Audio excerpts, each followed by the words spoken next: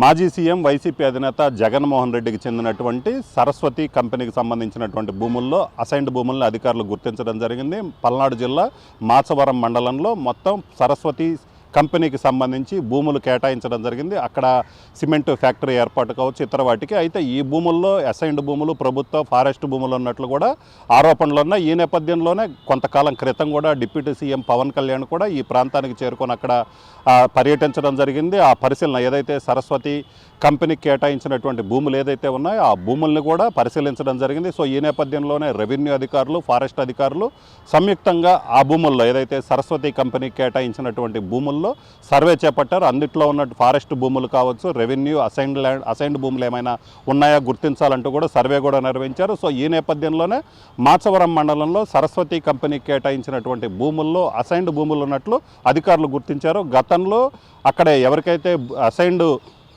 భూములు ఏదైతే ఉన్నాయో ఆ భూముల్ని కొంతమంది రైతులకి ఇవ్వటం జరిగింది. సో ఆ రైతులు ఎవరైతే ఉన్నారో వాళ్ళందరినీ కూడా పిలిచి విచారించడం జరిగింది. ఇందులో భాగంగా మాచవరం ఎంఆర్ఓ క్షమారాణి ఎవరైతే ఉన్నారో ఆమె రైతులకు సంబంధించి నోటీసులు జారీ చేశారు. విచారణకి హాజరు కావాలంటూ కూడా నోటీసులు జారీ చేయడం జరిగింది. సో ఈ విచారణ మొత్తం మాచవరం మండలంలో 32 మంది రైతులకి నోటీసులు జారీ చేశారు. ఈ భూములకు సంబంధించి వివరాలు ఇవ్వాలంటూ కూడా.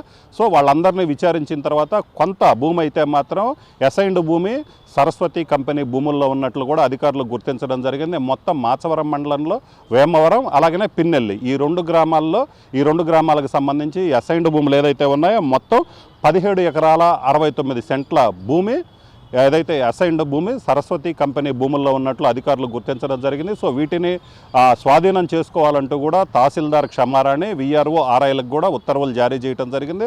మొత్తం మీద చూసుకున్నట్లయితే డిప్యూటీ సీఎం పవన్ కళ్యాణ్ పర్యటన కావచ్చు, అధికారుల పరిశీలన నేపథ్యంలో సరస్వతి కంపెనీ భూముల్లో అసైన్డ్ భూములు ఉన్నాయని తేల్చడం, అలాగనే రైతులకు సంబంధించి ఏదైతే కొంతమంది దగ్గర నుంచి బలవంతంగా భూములు కొనుగోలు చేశారన్న ఆరోపణలు కూడా ఉన్న నేపథ్యంలో సో వాళ్ళకి సంబంధించినటువంటి రైతులను కూడా విచారణ చేయడం జరిగింది. అయితే ఈ 32 మంది రైతుల్లో 19 మంది రైతులు తాము దాచేపల్లి మండలం నారాయణపురానికి చెందినటువంటి కాటం డేవిడ్ రాజు అనే వ్యక్తికి తమ అసైన్డ్ భూములు అమ్ముకున్నామని చెప్పడం జరిగింది.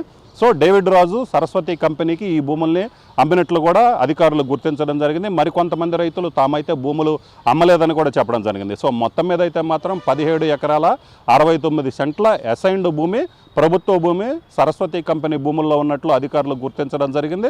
వీటన్నిటికి సంబంధించి స్వాధీనం చేసుకోవాలంటూ ఏపీ అసైన్డ్ ల్యాండ్ చట్టం సెక్షన్ 4(1) ప్రకారం కూడా సో ఆ భూముల్ని స్వాధీనం చేసుకునే అధికారం ఉంది. అందుకే తాము స్వాధీనం చేసుకుంటామని అధికారులు చెప్పడం జరుగుతుంది.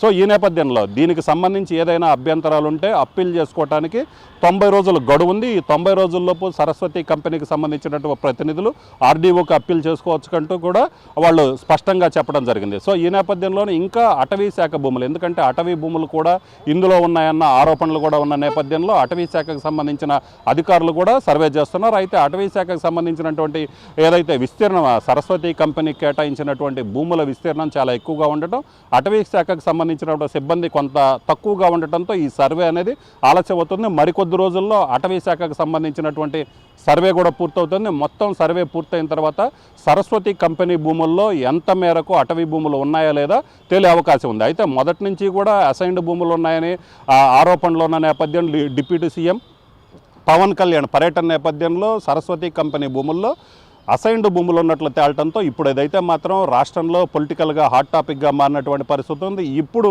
సరస్వతి కంపెనీకి సంబంధించినటువంటి భూముల్లో అసైన్డ్ భూములు ఉన్నాయని అధికారులు స్వాధీనం చేసుకోవడానికి ఉత్తర్వులు జారీ చేయడంతో నెక్స్ట్ ఏం జరగబోతుంది, సో సరస్వతి కంపెనీ తరఫున ప్రతినిధులు ఏ విధంగా అప్పీల్ చేసుకోబోతున్నారు, దీనికి సంబంధించి ఏ విధమైనటువంటి టర్న్ తీసుకునే అవకాశం ఉందైతే మాత్రం ఆసక్తిగా మారింది. కెమెరామెన్ సిద్ధుతో రామారావు, RTV, పల్నాడు జిల్లా.